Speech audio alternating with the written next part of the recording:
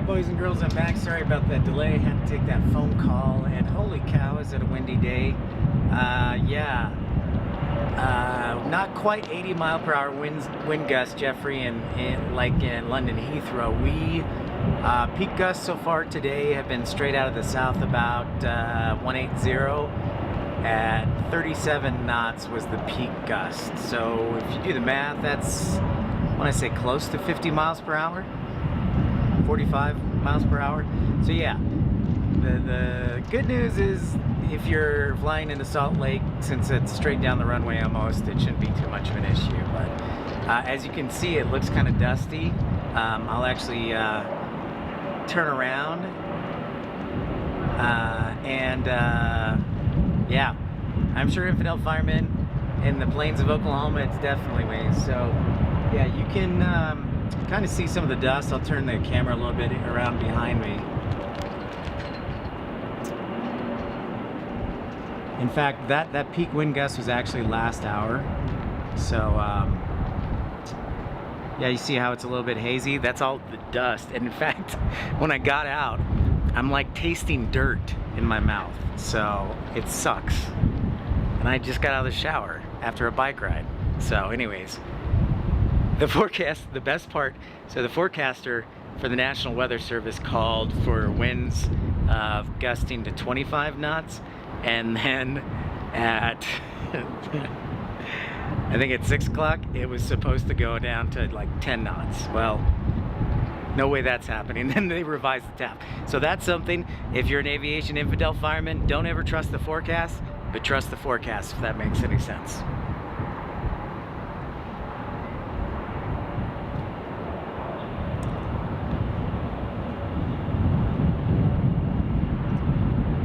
And so I don't know if they're, just because of the winds, what they're going to do as far as arrivals or departures, but I wanted to pick the side that at least had some action. You guys know that 5 o'clock is busy here on the south side of the concourse A. So yeah.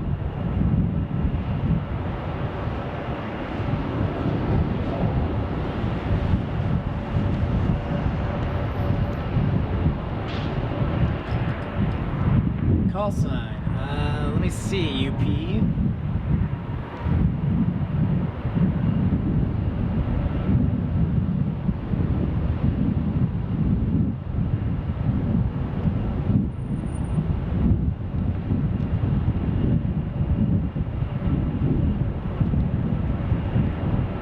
One, two, three, four, five, six, seven.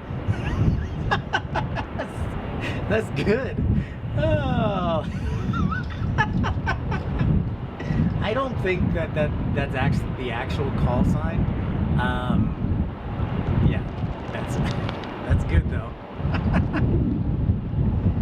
You put in a bunch of applications today. Excellent, my friend. I've been waiting. I have been waiting to make the phone calls.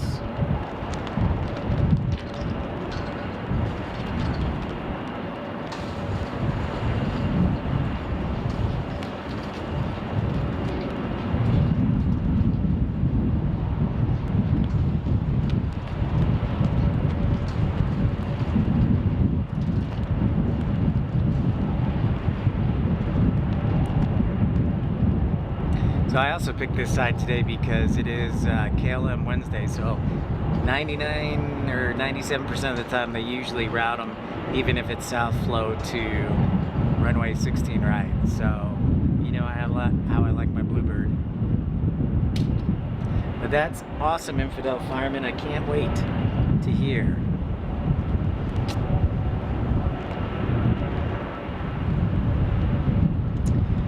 So I'll take off. By the way, I haven't gotten really any sleep, so I'm going to take off tomorrow.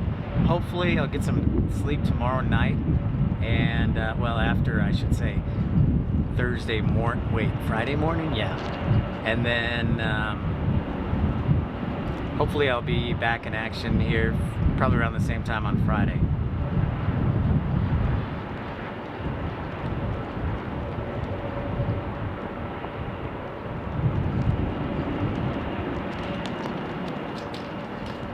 So quite a variety today of aircraft on the south side. So we got 220, 100, 300, an A321, a 737.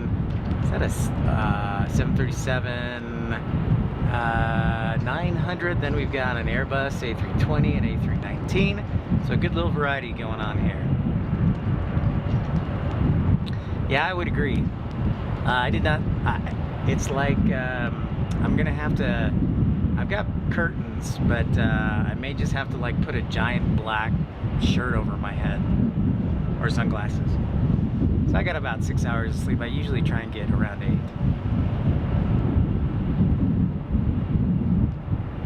And thanks for tuning in. I know it was kind of last second. I was trying to take a nap. I couldn't. I was laying down. I'm like, you know what? I'm just gonna head in early because my office is where the training center is at like no less than 10 minutes. Less than 10 minutes. So I was like, I'll go out to the airport. Plus it's Wednesday. However, I think this should put me over 4,000 hours once they finally do the calculations. So.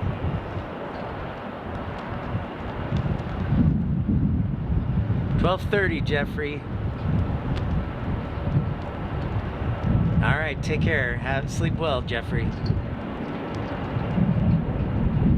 Your wife sleeps like a chainsaw. She's a snorer.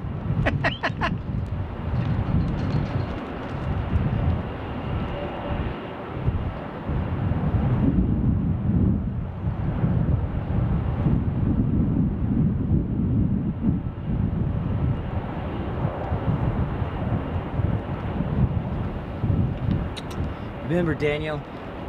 Daniel's 6 o'clock hours a little bit quieter, so everybody resets here at the airport to 7 o'clock and 8 o'clock.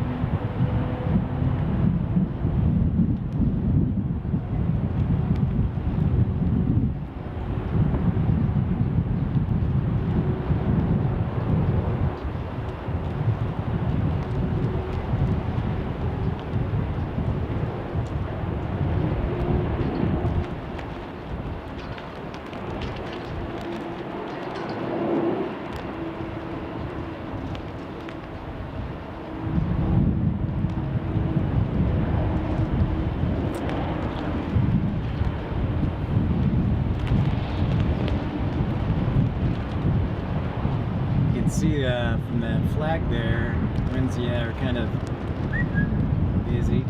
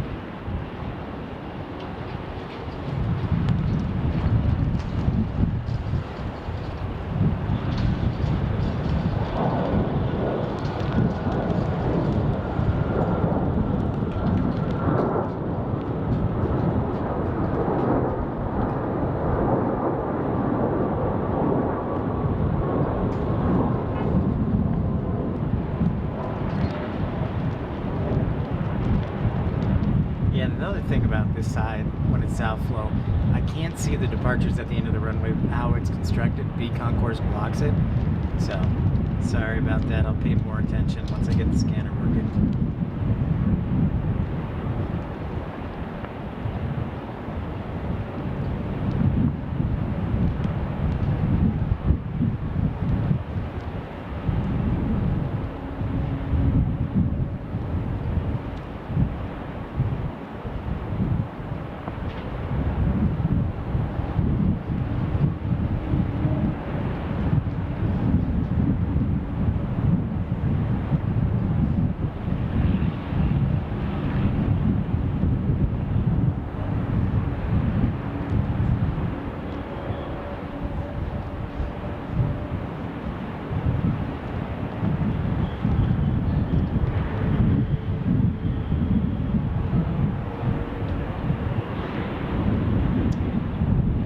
guys for tuning in. I forgot to put up my new thumbnail that was done by Singularity today.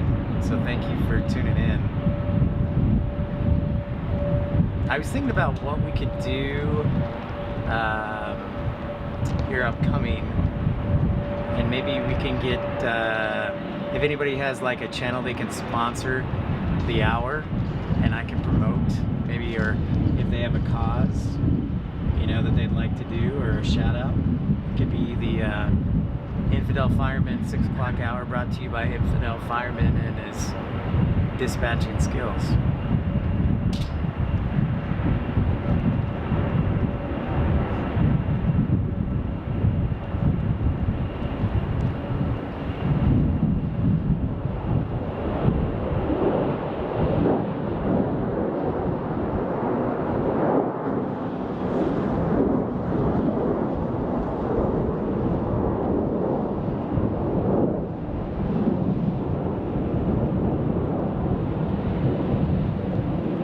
And it would be like $1 or something. $1 for the hour. I don't know, $5.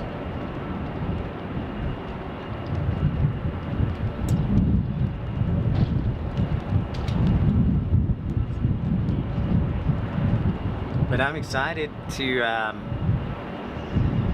yeah, get out there more. So this is pretty cool.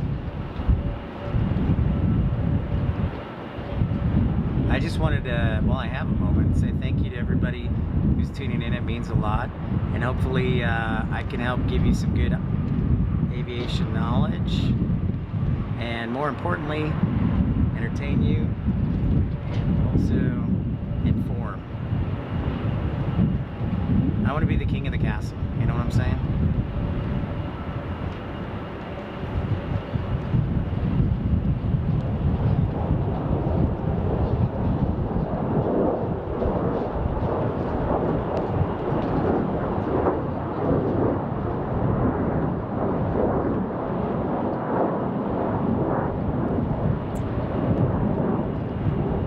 Oh, that's a good question. Infidel Fireman. I don't know of an insider website per se. I bet you it is out there. But to my knowledge, the only thing I know is once you get on the airline, then it'll show you what the agreements are. Typically they're yeah, with the airline, so.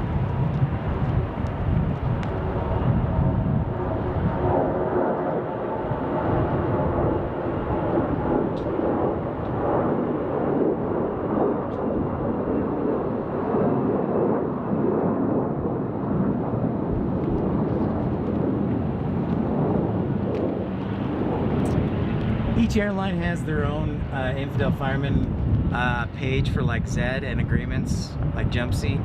So, yes, but I am not aware of an insider one, or like some guy just like an aviation goober like myself.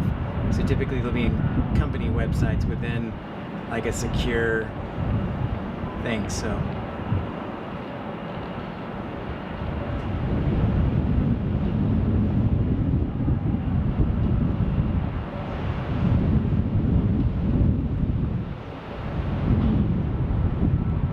And if you're new to the channel, welcome in. My name is Pip. This is PPL episode 34. I actually think it's 35, but we'll go with 34. I am Pip. And Salt Lake is my home base. Encourage you to like and subscribe and share with your friends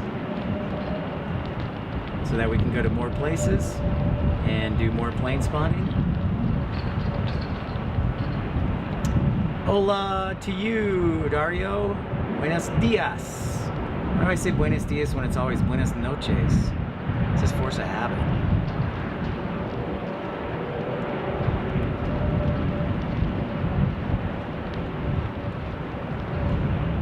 Got some 757 action there, or was that 767? The dust was kind of obscuring. Yeah, that's a 767 from FedEx.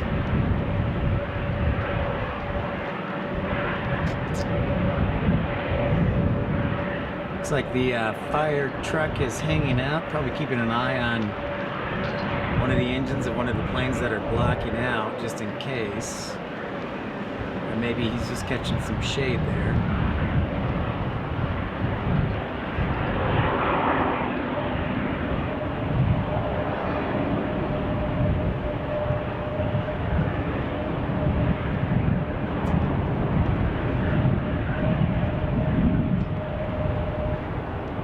Hey Wesley, good to see you down in Brazil.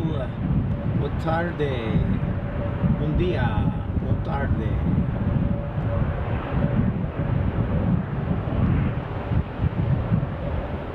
It's the old 737-800. Airbus A321. Embraer 175. We're just full of different planes today.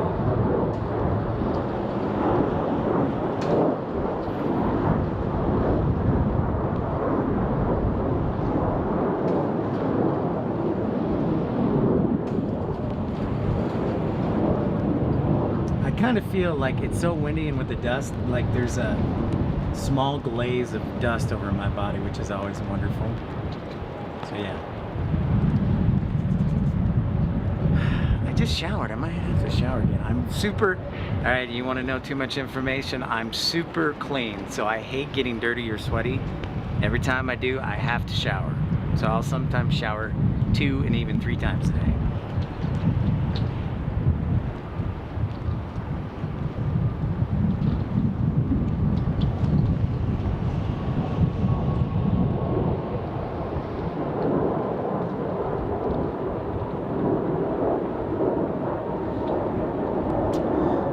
Yes, Dario, Salt Lake City is a fairly busy airport. It's a hub for Delta Airlines. That's why I'm sure you're like, why do I see all these Delta Airlines planes? Well, Salt Lake City is a hub for Delta Airlines, and the 5 o'clock hour tends to be pretty busy for departures. 4 and 5 o'clock slows down 6 o'clock. Then as we hit past 7:30 into 8 o'clock, it starts to pick up again. Yeah, I know. I absolutely know that. I would love the job for sure, but I would like want to shower every 30 minutes. You guys bust your butts out there, so yeah.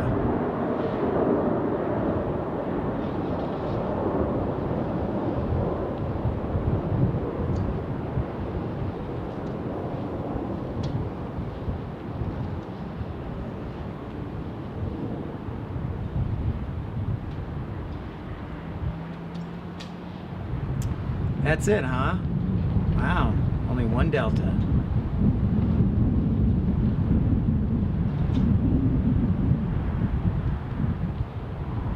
That was 175, Embraer E175 there. Oh my gosh, that's disgusting. Oh yeah, I could never do that. Dude, I love you even more now. That's, oh, I would lose it. That is impressive, sir. That is impressive. Oh, the Concourse C. I was actually looking at the website last night, Salt Lake official website. To my knowledge, from what I saw on the website, it was just like 2 B concourses, or the A and B concourse. So you got to remember that there's going to be 40 gates apiece in each concourse. So somebody told me this week, UP, that there was going to be plans for its 3rd C concourse, but let me see, because I was looking at the website wondering, and speaking of which, I was looking at the website because I was wondering when the new gates are going to be done on the A side, on the A concourse on the east side. Right now the airport says 5 gates should be ready by sometime next month. and then the rest of the A concourse will be ready by October. So as far as construction goes. Yeah, man, you busted your butt out there, so kudos to you. Note to self, do not apply to be a wildland firefighter, because, yeah, you're a pretty awesome guy there. So UP, I would say yes, but I didn't see anything on the website yet. It just looked like A and B. But I just went to the official Salt Lake City Airport site. But yeah, there are 5 gates that are supposed to be done, which will be cool, by sometime next month, supposedly.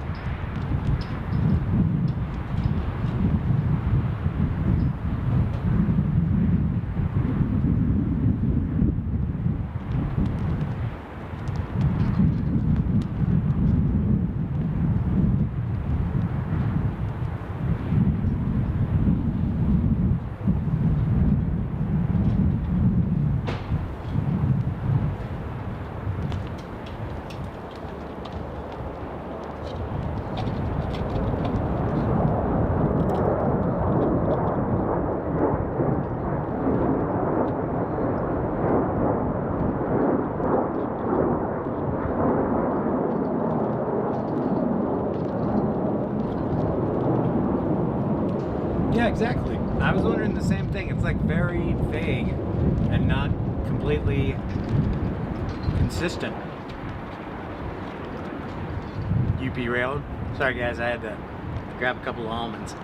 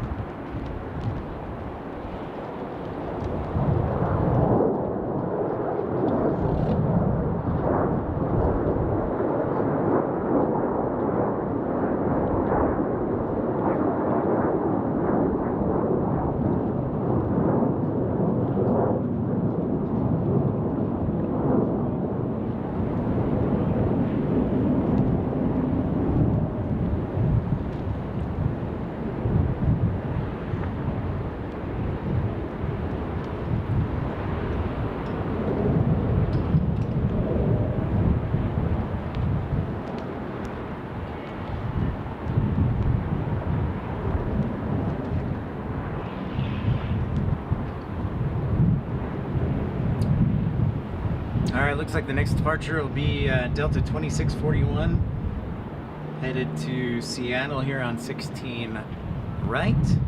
Then it's Delta 702 on an A321neo, headed to Boston. And there's our 737 that just, it's like, alright, I'm just going to join just get my way into the camera. So that one's headed to Seattle. Next up should be our 321neo headed to Boston.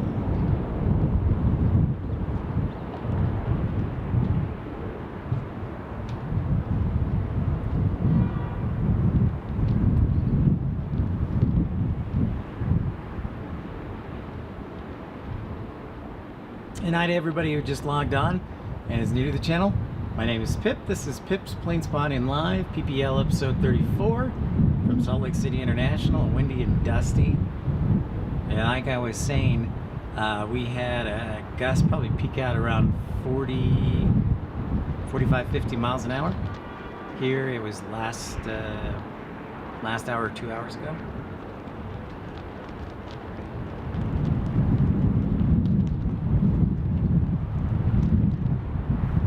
There's our Neo headed to Boston.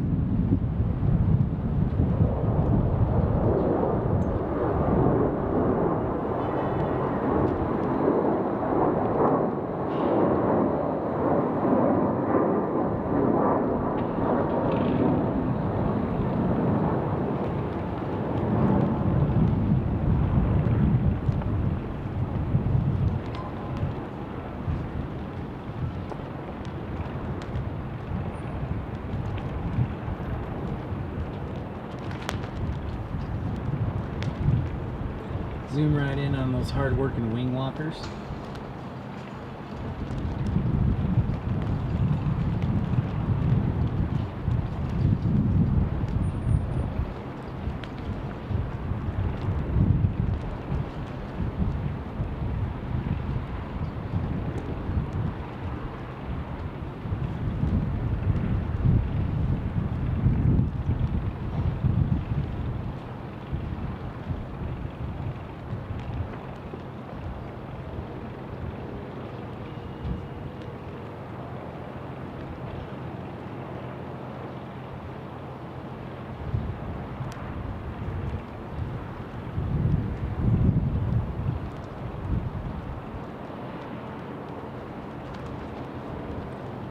I want to say that 321 right there that we're looking at, it's got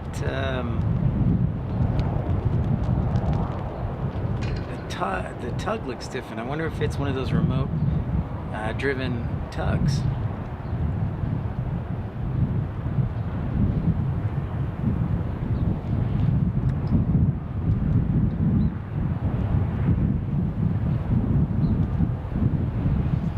Inbound to us is United 6970 or 6942.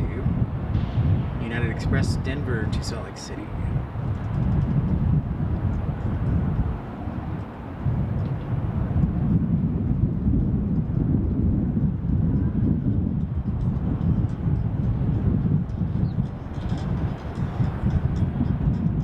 Yep, it's one of those remote tugs.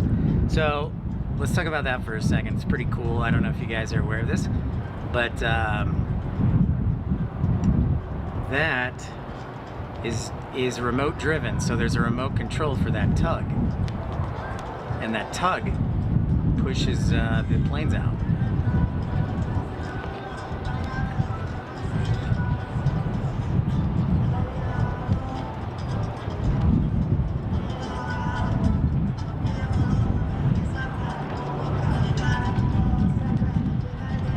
Kind of cool.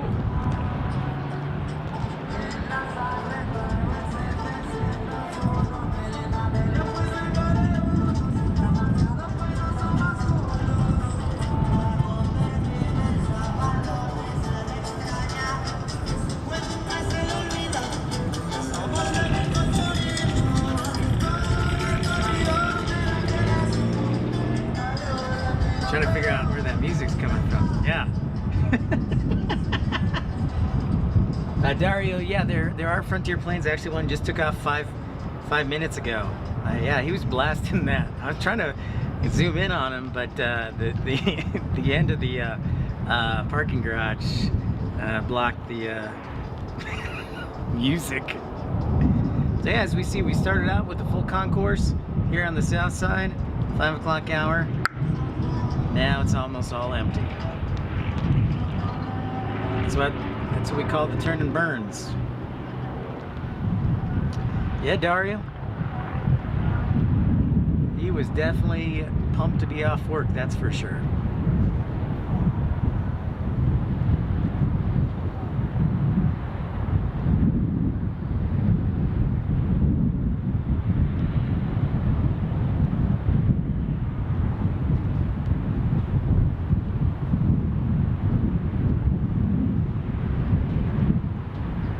I got distracted. I missed our United arrival. My apologies. The music carried me away. That's what it was. Oh, no problem, Dario. There'll be plenty more Frontiers. So, Frontier flies. Let's see. They go from Denver, Salt Lake. They go Denver, Las Vegas, and Phoenix right now, I believe, from Salt Lake City.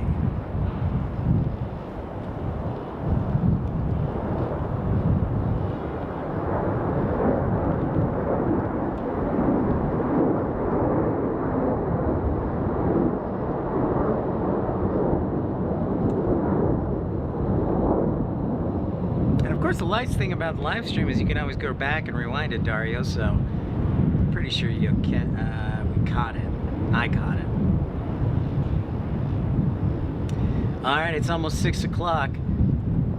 I feel like 6 o'clock hour, if we're gonna do this, we'll do like Pip's story time from now on in the 6 o'clock hour, since it's a little bit slower.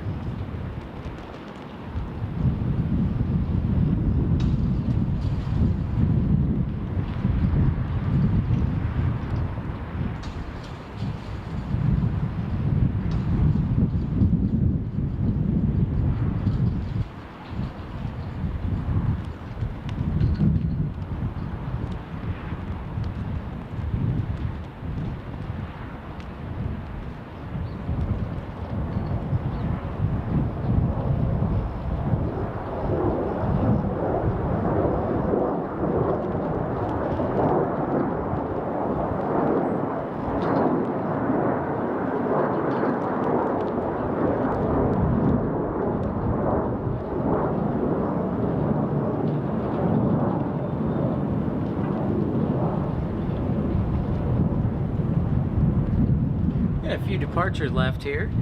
Up next is Delta 1233 on AT2100 headed to Denver.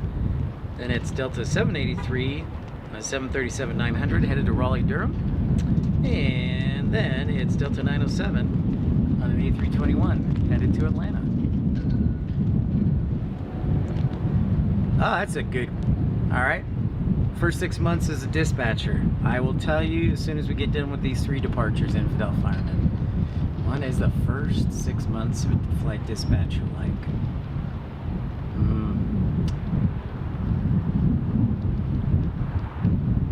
Yeah, I guess I could tell you about the time that I almost got fired.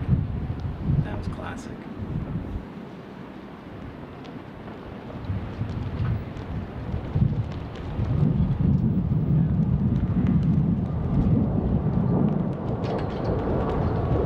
Headed to Denver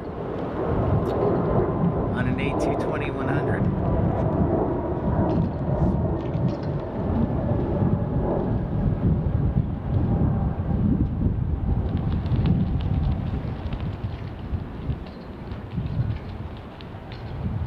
And if you're new to the channel, welcome in. My name is Pip. So we hit the top of the hour here. Salt Lake City is 6 o'clock p.m. local time. Welcome in. Encourage you to like and subscribe, that way you'll know when and where we are, and so you can hear 6 o'clock hour story time. You don't want to miss that. Maybe.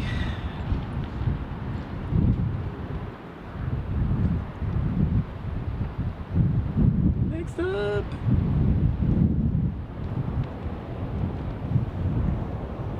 (737-900).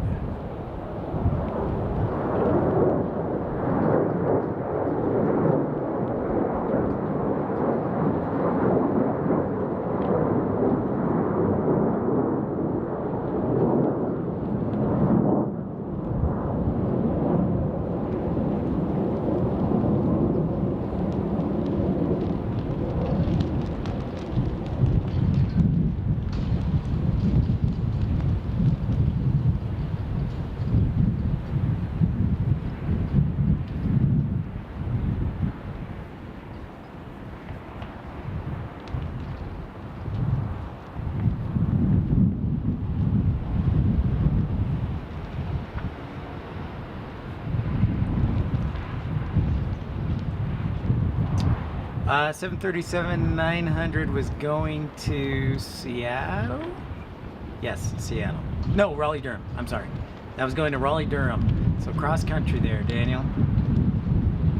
737-900, and then we've got this A321 headed to Atlanta. Where are you? There you are.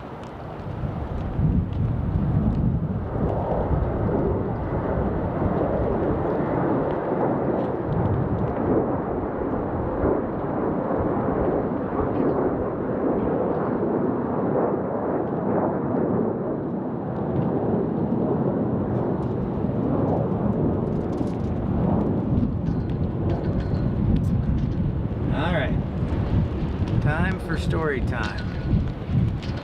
Infidel Fireman wants to know, what is the first 6 months of being a rookie flight dispatcher like? Well, first off, It depends on which airline you work for. That's a commercial airline. Let's just say you got hired at one of my alma maters, let's say Envoy. Typically you have about 4 or 5 weeks of classroom training, and it goes from, oh, let's say 6 a.m. to 4 p.m. around there. So 40-hour work week, 4 days a week. But you wake up early and get in class around 6 a.m.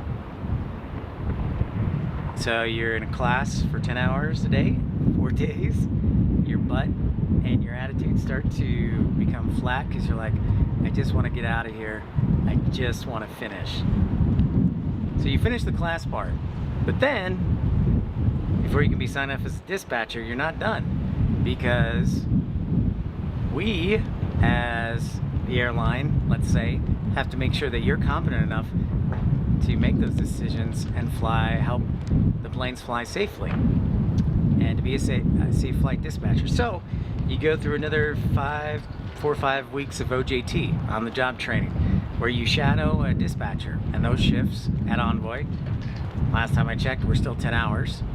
And that, again, that depends on each different airline. Like Southwest, typically an 8-hour shift, some are 9, some are 10, but the federal rule is, of course, you can work you cannot be scheduled for more than 10 hours. So basically you're talking about 2 to 3 months of classroom and on-the-job training before you even get to dispatch a single flight. So now you're already halfway through the first 6 months. Then you do your comp check, where one of the approved inspectors from the airline, typically it'll be another dispatcher, will watch you on a shift to make sure that you're competent. My first comp check at Envoy was 2 days. 2 days, 10 hours each day. First day was like 10 hours of questions. On the second day, I ran the desk, but I ran it under my inspector's name, because he was still technically the dispatcher, because I hadn't been signed off. So once you pass and get through that, now you get to do your own dispatching. Nobody bothers you. Your name's on the release, but you also have to do your FAM flight, or your familiarization flight, riding in the cockpit for 5 hours. Or you can reduce it 1 hour by each landing up to 2 hours. So you can, at a minimum, it's 3 hours. You have to be in the cockpit. I don't know for the first time if you're allowed to do sim time. I think for the first one, you have to do in person. So you have to be in the cockpit and sit in the jump seat. And then after that, you're home free. But then you're falling behind because it's a bad weather day and you're like, what am I doing? And then the phones don't stop ringing, and then you're like, I have to pee, and then that was 3 hours ago and I still have to pee. And then you're like, oh, I just want to get done with this day, yada yada yada. Oh, and then you divert, and then you're like, what do I do with the diversion? You're like, no, I don't know, help me, somebody. And then the day's over and you're like, oh, okay. And then you have to come back the next day and, oh no, we have a storm system, it's stalling out in Dallas, more storms. Then we have ground delay programs, then it's an edict, then it's diversion again. And then the next day it'll be like, oh, it's sunny and clear everywhere. I am done with all my work in 3 hours. So typically, yeah, so at Envoy when I was there, I would plan 45, 50 flights a day on good weather days. You check the METAR, you check TAF, you check the satellite conditions. Each flight, maybe 3-4 minutes per flight. So you could be done with all those in like 2-3 hours. And then as they come, because they're scheduled throughout the day, then when they're about to be sent to the pilots, you review them and ensure everything's legal. Because you don't ever want to send a flight plan like 6 hours in advance, because weather could change, right? So it is an intense job, Daniel. Some days are very intense, some days are super relaxed, and you're like, all right, I'm gonna go order some takeout. And that's the other thing, you can't leave. I mean, you have to stay there. I will say that, depending on the manager, sometimes they're super cool if somebody watches your flights, but there always has to be somebody watching your flights. So it's really dependent on your manager. And then, yeah, the first 6 months, I remember there was a huge performance restriction and I didn't catch it when I was planning a flight, and I didn't catch it. So the next day, the dispatch manager says, hey, I need to speak with you. And I walk in his office and he was pissed. He's like, you didn't catch this. You cost the company thousands of dollars, tens of thousands of dollars. And I was like, oh shoot, I'm gonna get fired. So I didn't, but I learned my lesson. But I was still within 6 months. I was still in my probation under the union. So I could have been fired without cause, and there would have been no recourse or anything for me. So I learned my lesson. But mistakes do happen, but the important thing is that you try, you know, just do your job the best so that that doesn't happen. So at the end of the day, you can say, well, and I did my turnover, I didn't leave a mess for the other dispatcher, or, you know, I didn't miss this alternate and file an ASAP. So yeah. And an ASAP is the Aviation Safety Action Program, and it was set up by the Federal Aviation Administration to help reduce human error and to help improve processes as well. So if you file an ASAP, the concept is that the company will not take punitive action against you, like suspension or things like that, because after all, it is safety and people's lives are on the line. It's not like I'm programming an Apple iPhone or whatever. So, but the ASAP, you know, if you do make a mistake or if you see something that's not safe, you really should file an ASAP to cover your butt so that you're protected, but also so that you can sometimes improve processes, safety processes within the airline. Because after all, you know, we're carrying hundreds of people each flight, so that's their lives, right? So that's kind of what the first 6 months are like. And and the other thing is, when you're comped out, you'll get like the worst of the worst shifts. So you'll be either working overnights or super early in the morning, or a combination of both. You could work relief, which means you could work mornings one day and then evenings the next, or the you know, midnights. The rule is you cannot be scheduled for more than 10 hours, and you have to have at least 8 hours of rest for a dispatcher in 121 world. So when I got checked out, I was on the A shift, which was 3:15 to 1:15. So I worked Friday through Monday on my first shifts when I was getting checked out, and it was about 3:15 or 3 o'clock to 1, so 10 hours. So there you go, boys and girls. Pip's story time.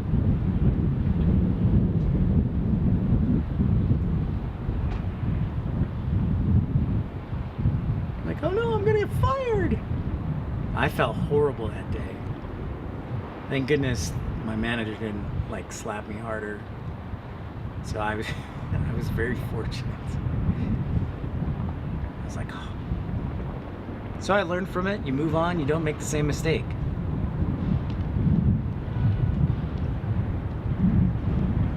Also, like, I had the ability to look at everybody's flights. They had the ability to look at my flights. So as far as keeping everybody safe, if we miss something, you know, the other dispatcher would say, hey, I just saw this, the forecast changed. It's now, you know, if I'm going from Dallas to Oklahoma City, forecast just changed where it's not legal to without an alternate. And they're like, you don't have an alternate. I'm like, oh crap.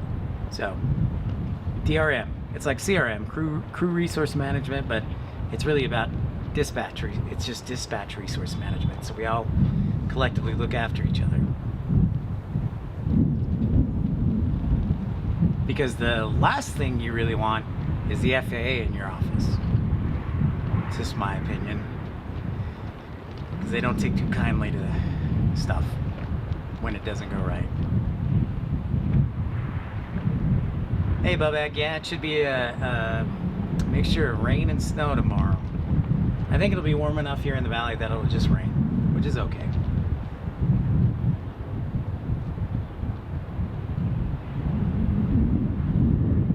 The other thing, not kind of related to the job, infidel firemen and everyone, is the amount of weight you gain. Like, I gained 40 pounds in my first year because all you do is sit, and then if you're nervous, you eat, or you just eat. You're like, I'm hungry, and it's a 10-hour shift.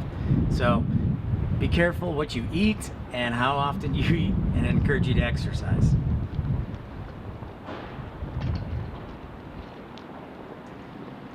At the end of runway 16 right is United Express 5418 from Salt Lake City headed to Denver on an E175. Bubag, don't you dare say that. No more snow, we're done. No more.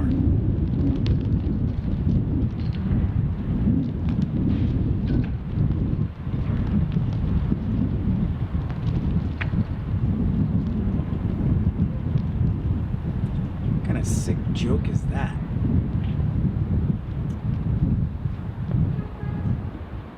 I'm wearing, yes, because I'm going straight to work.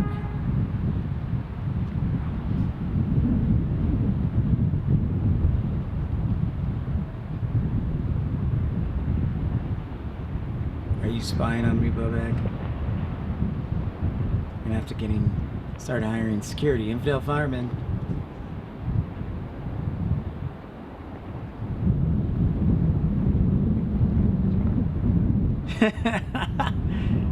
Okay, Dario, yeah. Well, there you go. He can testify.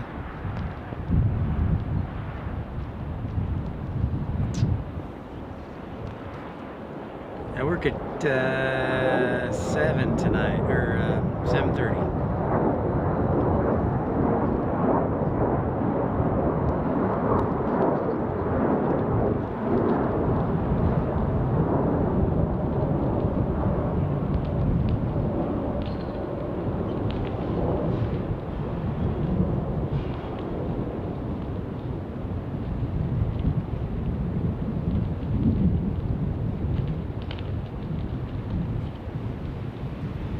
So Dario, what do you do now?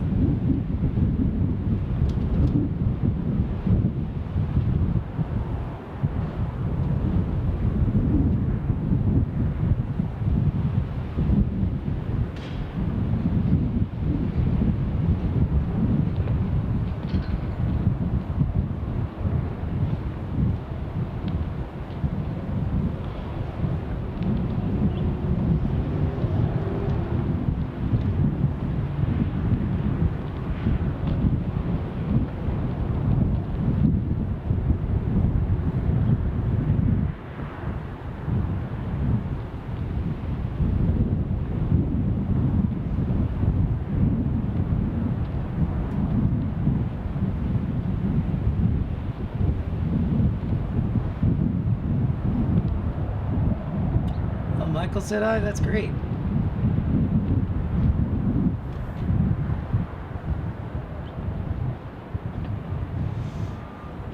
Yeah, infidel fireman, I still tell people it's like my favorite job ever. It's pretty crazy some days.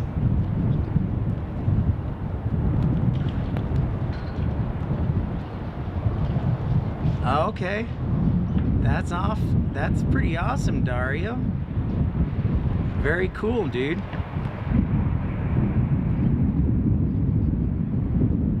That's great. See, I love this. We're getting aviation people from all over the globe. Oh, your cousin's birthday is this weekend, and your dad's Bubag? Well, happy birthday to him.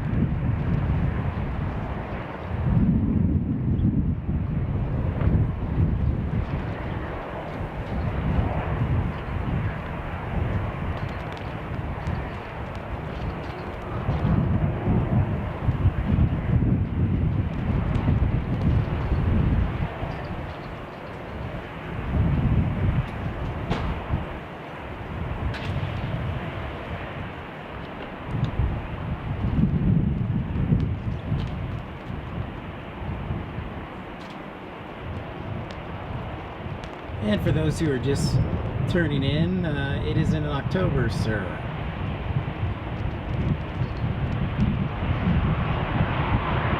Tuning in, welcome to Pip's Plane Spotting Live, episode 34 from our home base here in Salt Lake City.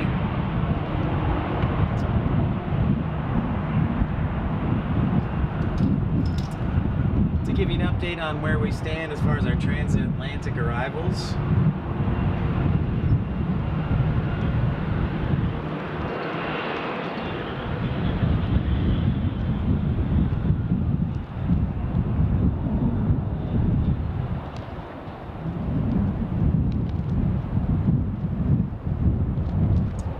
I see KLM about 100 miles north of Idaho Falls, so about 300 nautical miles away in the next 40 minutes. So right as we're getting off the air, this wind is, south wind is making every plane go slower. Not cool, Mother Nature. Not cool.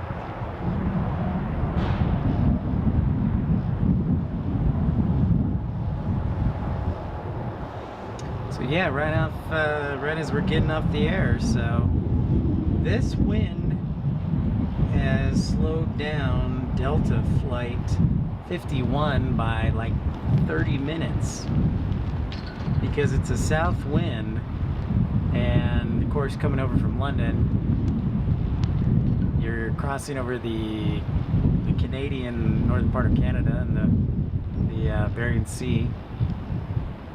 No, that's not right, sorry. Hudson Bay, sorry. That's what I was thinking of. So when you deal with the wind, it can be your friend or your foe as a pilot, right? Many of you guys know that.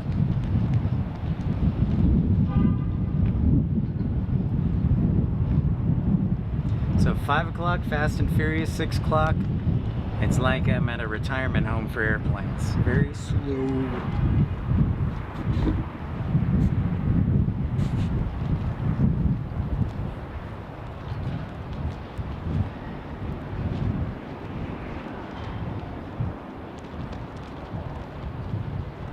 And that's kind of the downer about Salt Lake. It's kind of a busy hour, slow hour, busy hour, slow hour, busy hour. Yes, Daniel, there sure is. It usually takes off around, currently it flies on an Airbus A330-900 and takes off around let's try that again. Takes off around 2:33-ish. And then the Paris flight takes off close to the same time, maybe 2:30. And the London flight was around 3 o'clock, but then they moved it back to a later arrival here in the last month or so to around 6:30-ish.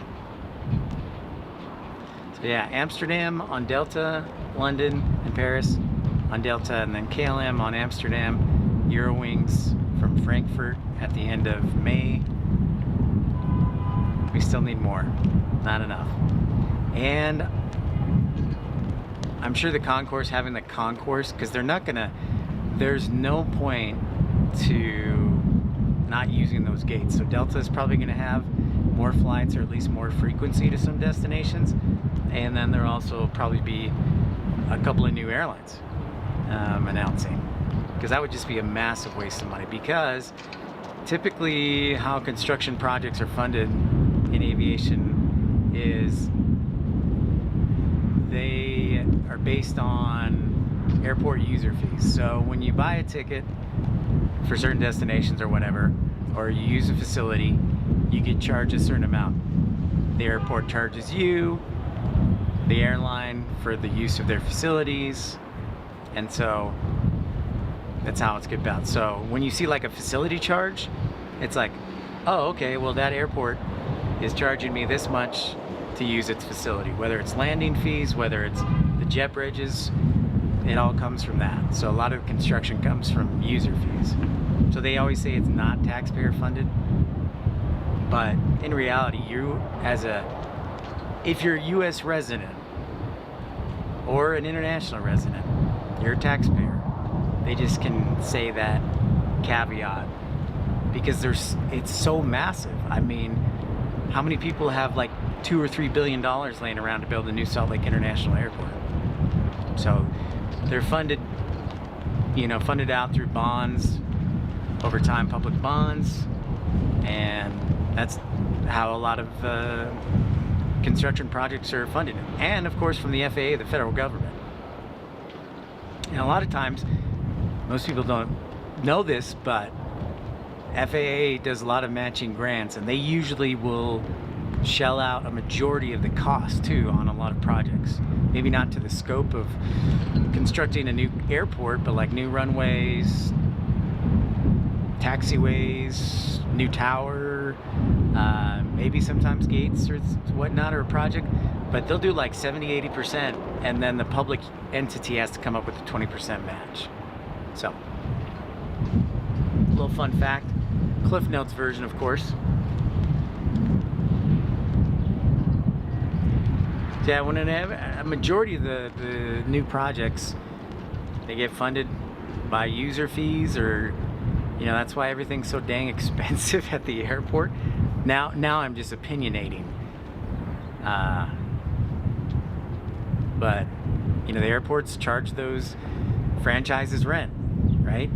For example, airports charge $5 an hour to park at Salt Lake City International Airport, which is ridiculous. What was the one that was $7 an hour? I cannot remember. Denver, which is even more insane. But guess what? That's how you pay for a parking garage and other stuff. Daniel, the Salt Lake City Tower is, if you go to last Friday's broadcast, you'll be able to see it. But it's actually, so the camera is facing the northwest today, or west-northwest, and I can't pin it exactly, but it's basically due north of here by about a half mile. So yeah, it's not on the west side or the east side, it's like directly almost in the middle.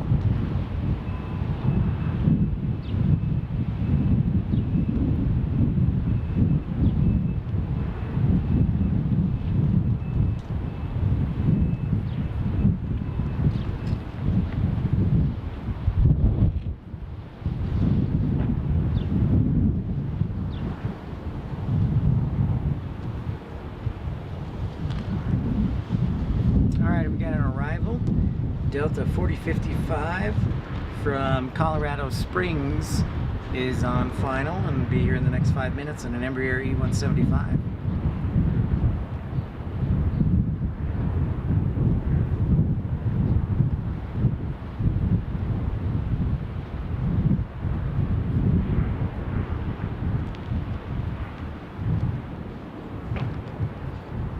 Yeah.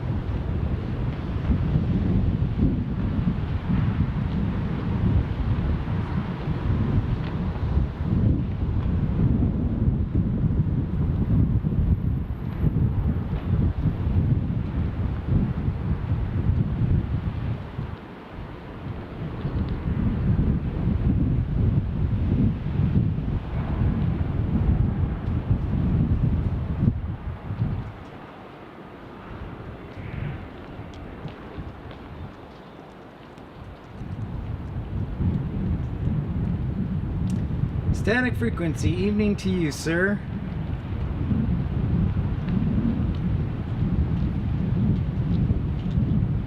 Good to see you. Welcome in. And we are about 30 minutes away from KLM arriving. 787 Dreamliner.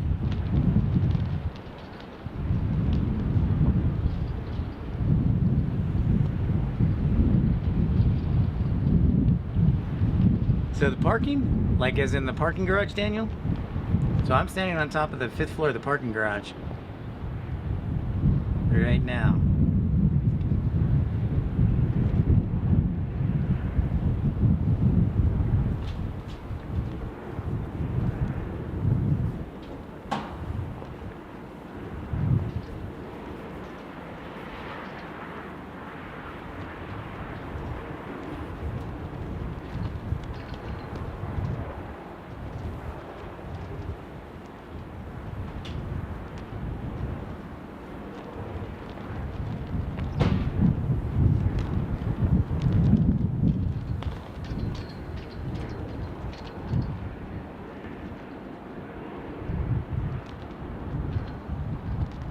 Hey Mark, good to see you, sir. Welcome to Salt Lake City this evening. Dario, good question. No, sadly no. No, I wish. The largest aircraft, like the last time I think was probably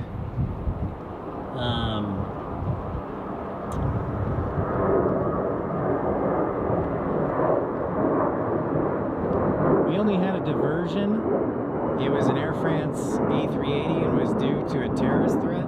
I think that was back in 2015. And that was the last big aircraft, like a 747 or A380 that I can think of. The largest freighter that will typically come in, I've never seen a 747 here. That doesn't mean it hasn't, but I can't remember.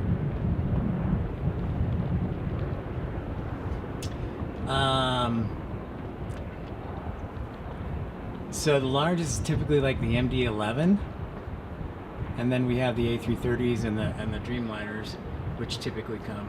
So.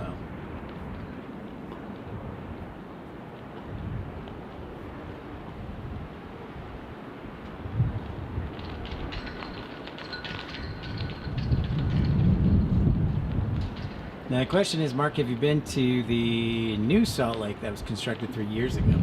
So the current concourse we have here was at the old Salt Lake. There's definitely some things I miss about the old Salt Lake, mainly the restaurants.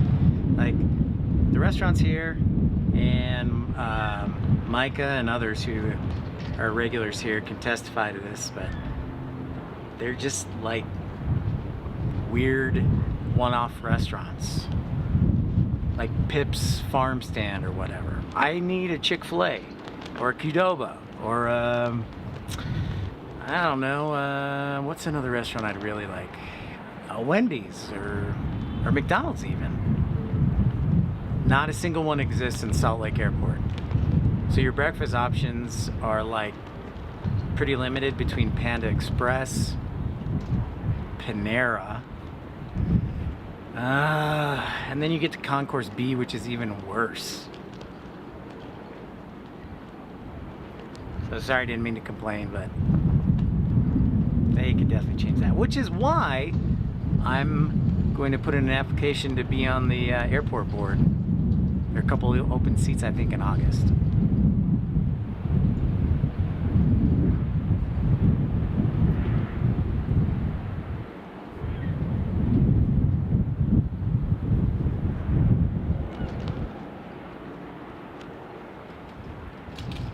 So let's take a look. Remember we talked about it, and for those who are familiar, 6 o'clock hour, quiet in Salt Lake City. All the gates, concourse, even gates, all empty. Last push out, right there.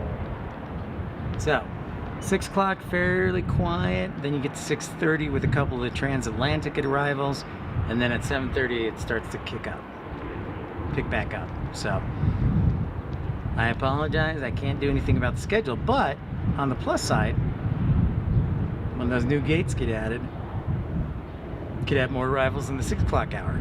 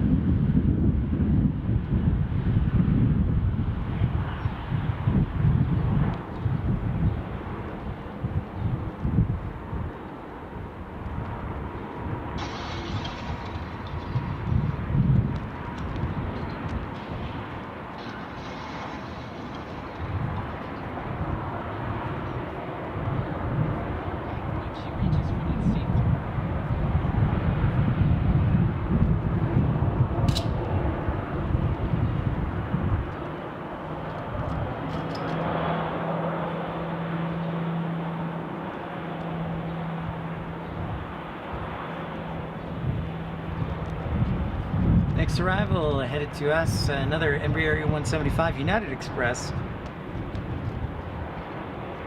4763.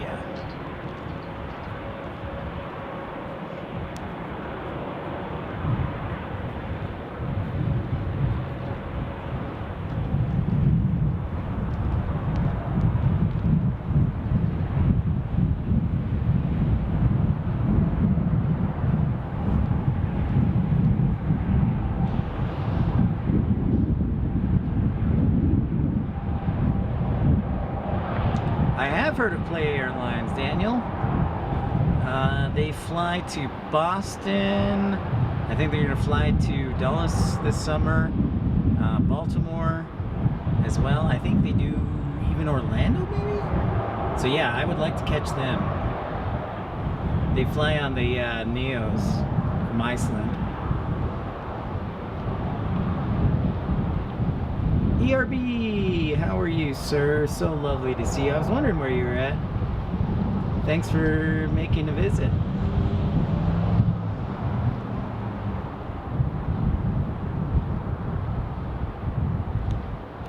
It was windy earlier today, everyone. It was about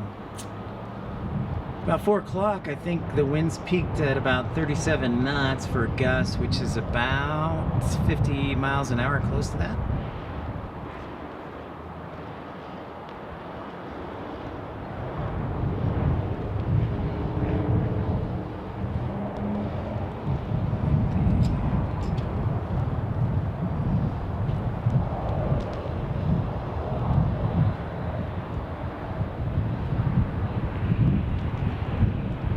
Next up, we'll get an arrival from Phoenix, 737 MAX 8, Southwest Airlines, 1286 on final to runway 16 right, which is where we're at, which is where our camera's going to be pointed.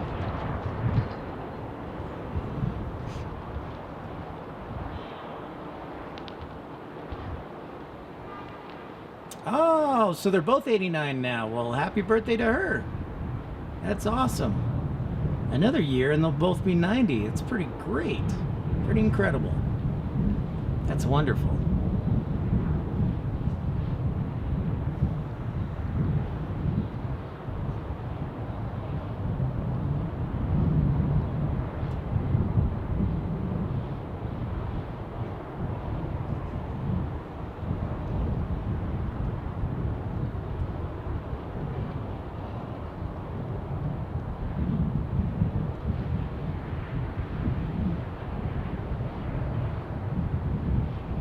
Seven 737 MAX 8 from Southwest Airlines.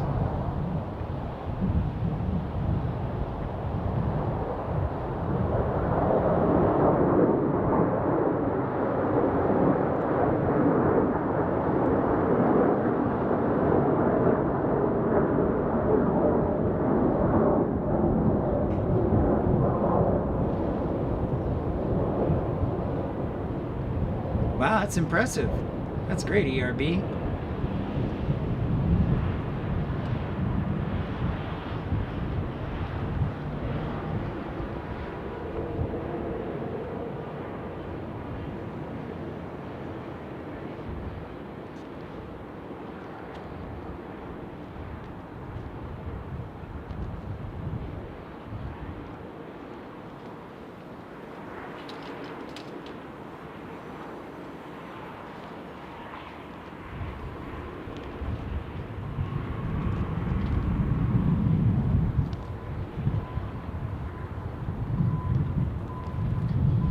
Our KLM has just crossed the Utah-Idaho border and is beginning its descent into Salt Lake City. Should be here at pretty close to the top of the hour, right as we're signing off.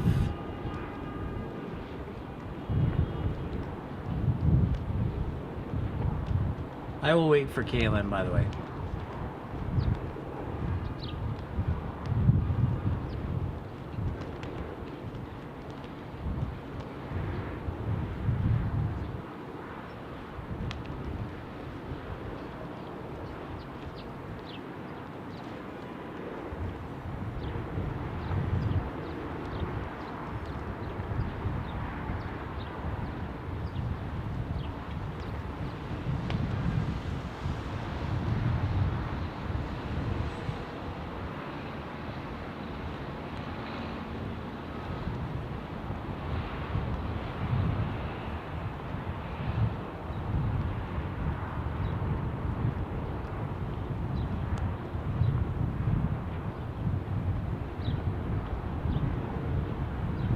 If you're new to the channel, I encourage you to like and subscribe. Welcome in on a Wednesday evening here to Salt Lake City International Airport.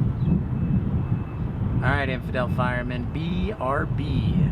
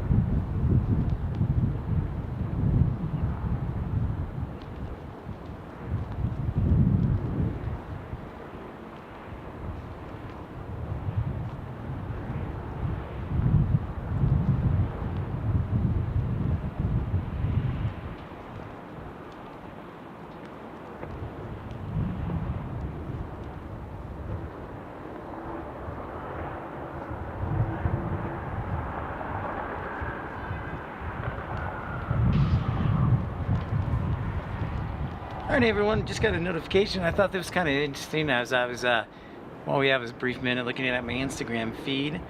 Dulles Airport has an AV Geek spotting event for Play Airlines on April 26th. Tickets are free and will be available tomorrow at 10 a.m. Eastern. So that's kind of cool. Anybody's going to be in Washington, D.C. to catch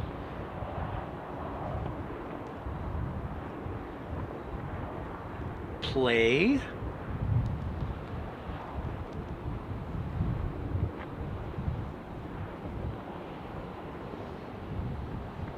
And if you'd like to follow me on Instagram, you can do so. It's at the numbers 23, the letter R, and then Productions. So it's 23R Productions, 23 Right Productions. 89, huh? Whoa. Yeah, it's starting to get fall for you guys there, ERB. Or close to it. Yeah, hot and then cool.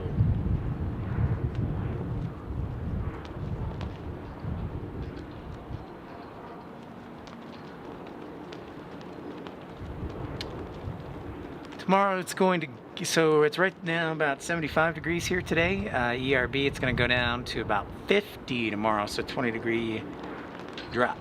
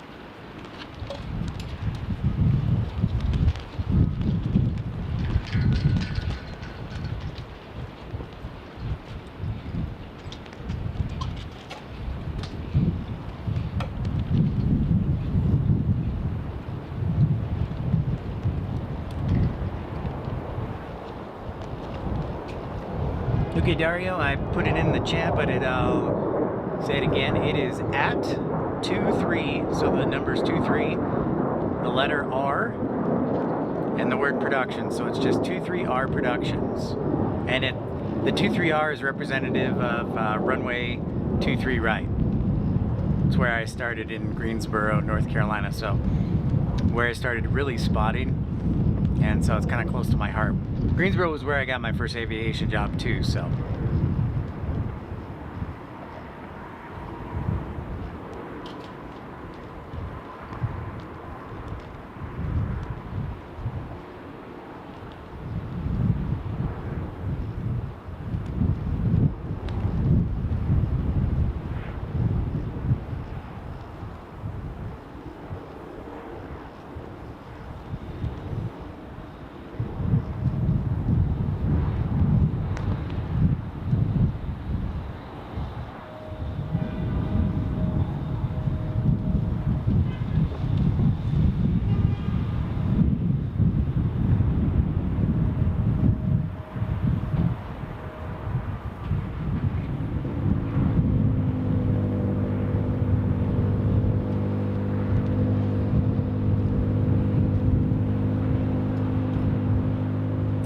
Sweet. Welcome back, Infidel Fireman, and glad you could jump and party with us, Dario. Instagram is usually where I'll do pictures and maybe little videos.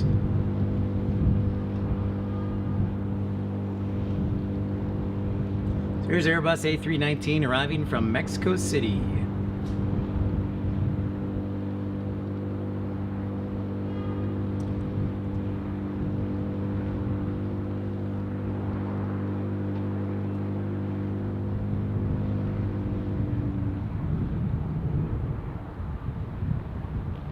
No problem, ERB. Yeah, I mean, you guys have questions, I'm here to help. If you just want to chat aviation, I'm here to help. Love chatting aviation, talking about it.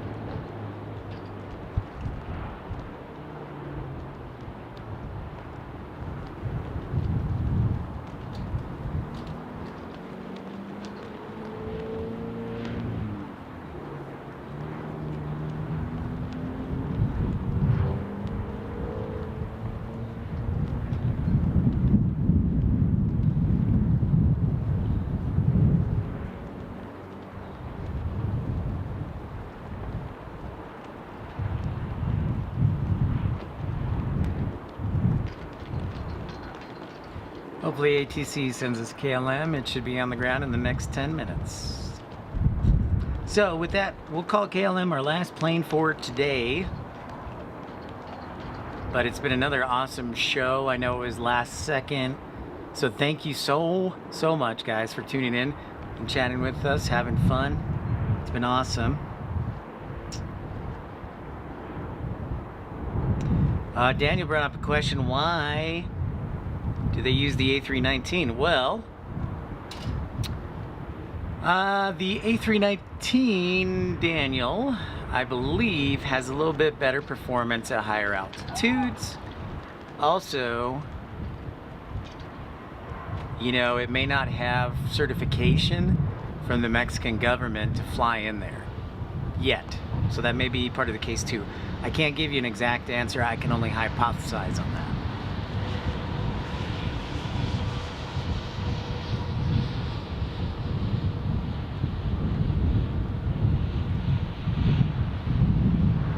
Yeah, Infidel Fireman, I'm gonna keep a close eye tonight because they typically update the viewings like the following day. So maybe for like the next broadcast, I'll just like, I'll do a live stream like butt naked or something. I don't know.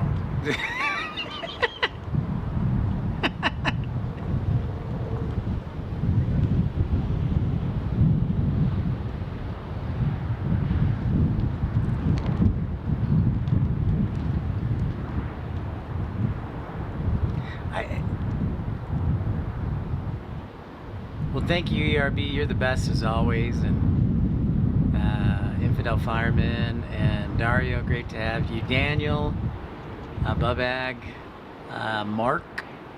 I know Clark was here. Leon, Adam, Micah.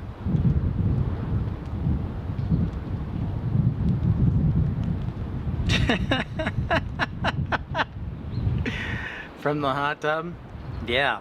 You know what I'd like to do is just put the camera on top of my truck and just sit in the truck and use the air conditioning and just use a microphone. Especially during the summer months when it's mega hot.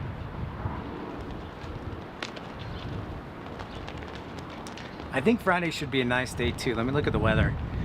I'm gonna take tomorrow off.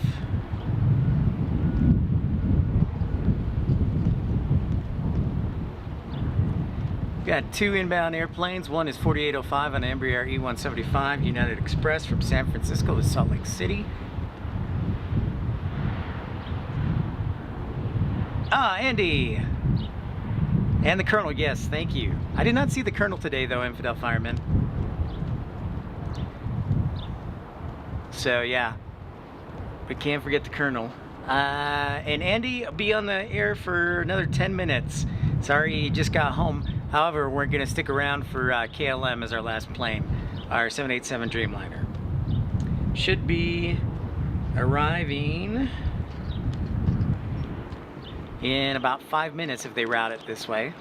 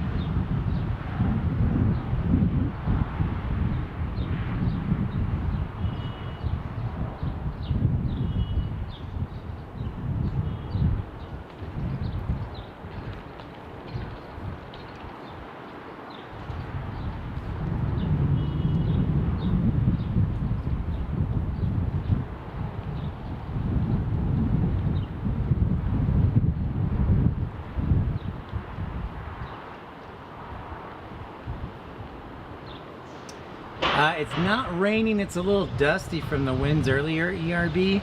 Like I said, we had winds gusting up to 50 miles an hour.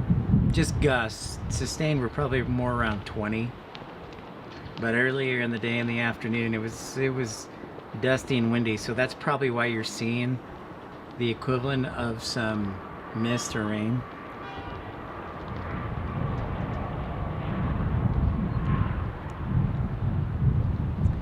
Well, that's awesome, Andy Taylor, and thank you, ERB, as usual.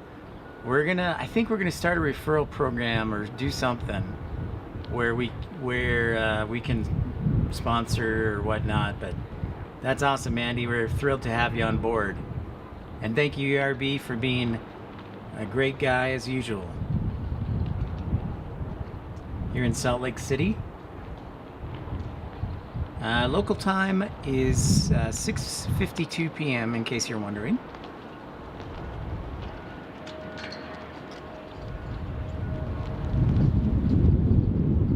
We will have rain tomorrow, ERB. But yeah, it was dusty today, very dusty.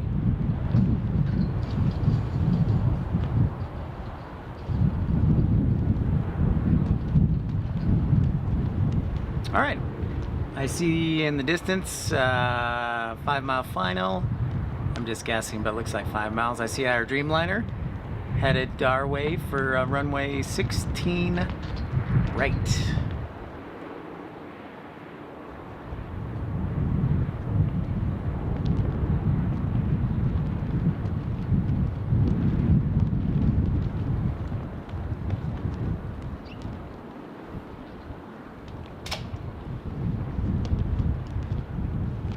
So once again, it was a great broadcast today. Thanks to everybody for tuning in. Probably be back on Friday. We'll let you know for sure. My overnights go through Saturday morning. So Saturday will probably be an off day as I'll be sleeping. But probably be back on Sunday again. Maybe do another super show. Oh, right on, Andy. That's great.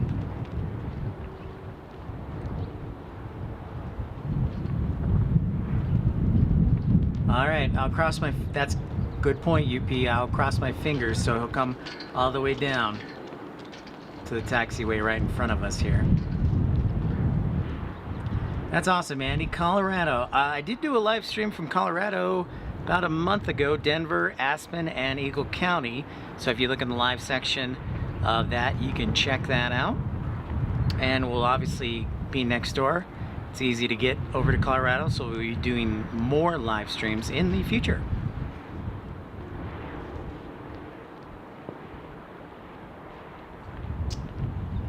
And there is our Dreamliner zooming in here in the distance.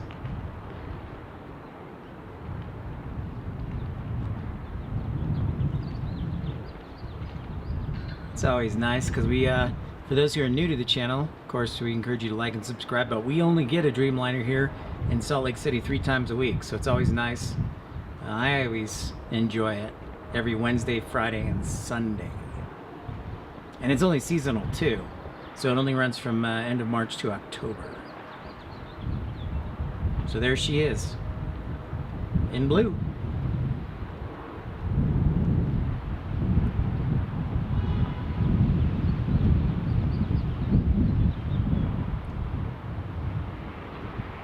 I hope she's super heavy, UP, because the winds have really helped the plane slow down soon.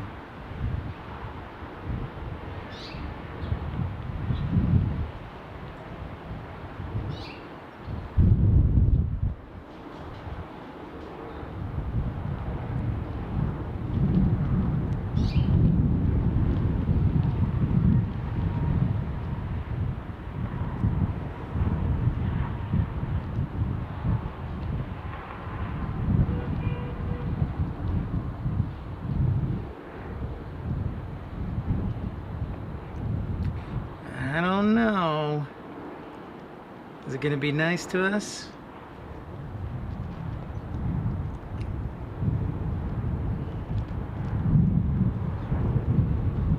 Maybe.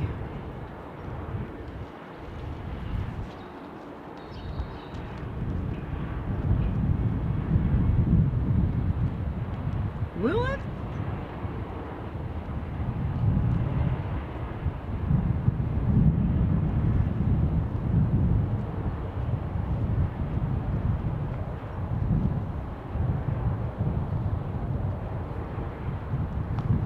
I think it turned. Sorry, guys. It slowed down just enough for the next taxiway. Boo! Sorry. You can blame the wind for shortening its landing roll. They are, as usual, it is spring on the way here, ERB. Well, that does it for us, folks.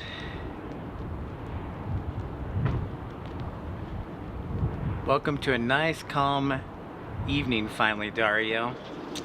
Yep, see, there's our KLM tail teasing us. How dare they?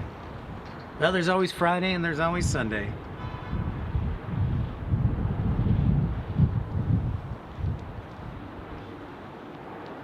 It's not my fault. Blame Mother Nature or something, or blame the light passenger load. All right, ladies and gentlemen, that does it for today's broadcast. Thank you so much for tuning in.